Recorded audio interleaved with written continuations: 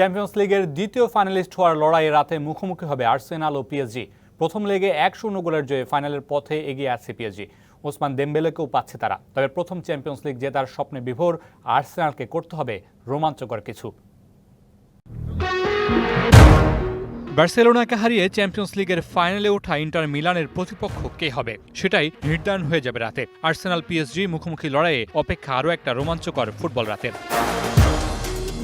প্রথম লেগে 1-0 গোলে জিতে ফাইনালের পথে কিছুটা এগিয়ে আছে পিএসজি। এই ম্যাচে ড্র করলেও চলবে দলটির। সেই সাথে দলটির জন্য আছে সুখবরও। প্রথম লেগে হ্যামস্ট্রিং ইনজুরিতে পড়ে মাঠ ছাড়া ওসমান দেমবেলেকে শুরু থেকেই পাচ্ছে দলটা। 45 ম্যাচে 33 গোল ও 12 অ্যাসিস্টে দলটির অন্যতম ভরসাই ফরওয়ার্ড।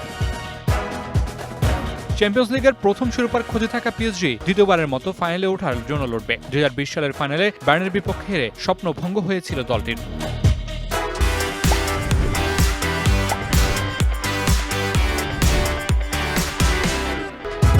ঘরের মাঠে প্রথম লেগে হারা আর্সেনালও প্রথম চ্যাম্পিয়ন্স লিগ শিরোপার খোঁজে। অনেক বছর ধরে বড় কোনো শিরোপা না জিতলেও বড় দলটার তকমাটা লেগে আছে গানারদের সাথে। চ্যাম্পিয়ন্স লিগে দলটির সর্বোচ্চ সাফল্য 2005-06 মৌসুমে ফাইনাল খেলা। সেবার বার্সেলোনার কাছে হেরেছিল তারা।